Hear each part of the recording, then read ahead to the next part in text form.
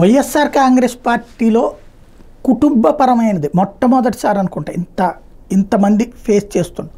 ఒకటి జగన్కి సొంత చెల్లెలు బాబాయ్ కూతురు ఇద్దరు ఓ పక్కన వెంటాడుతున్నారు. రెండో పక్కన చూస్తే ఇప్పుడు అదే వైసీపీలో చేరిన ముద్రగడ పద్మనాభం గారికి వాళ్ళ అమ్మాయి నుంచి తీవ్ర ప్రతిఘటన, అట్లాగే అంబటి రాంబాబు గారికి వాళ్ళ అల్లుడి నుంచి తీవ్రమైనటువంటి దుర్భాషలు, అట్లాగే నారాయణ స్వామి గారికి డిప్యూటీ సీఎంకి వాళ్ళ అల్లుడి నుంచి తలెత్తినటువంటి వివాదాలు, మొన్న ఏది ఆయన శ్రీకాకుళం జిల్లాలో దువ్వాడకి వాళ్ళ ఆవిడే ఎదురు తిరగడం, సరే ఆవిడ తర్వాత మళ్ళీ సద్దుమణి.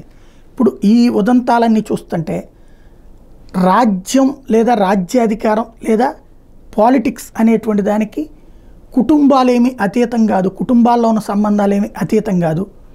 ఒకళ్ళకొకళ్ళు పవర్ కోసం కలహించుకుంటారు.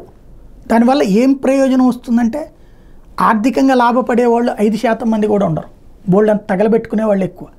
కానీ ఈ పవర్ లేదా ఈ వైబ్రేషన్ లేదా ఈ పేరు ఈ ప్రచారం కోసం ఒకళ్ళకొకళ్ళు రొడ్డెక్కుతున్న ఉదంతమే కనబడుతోంది.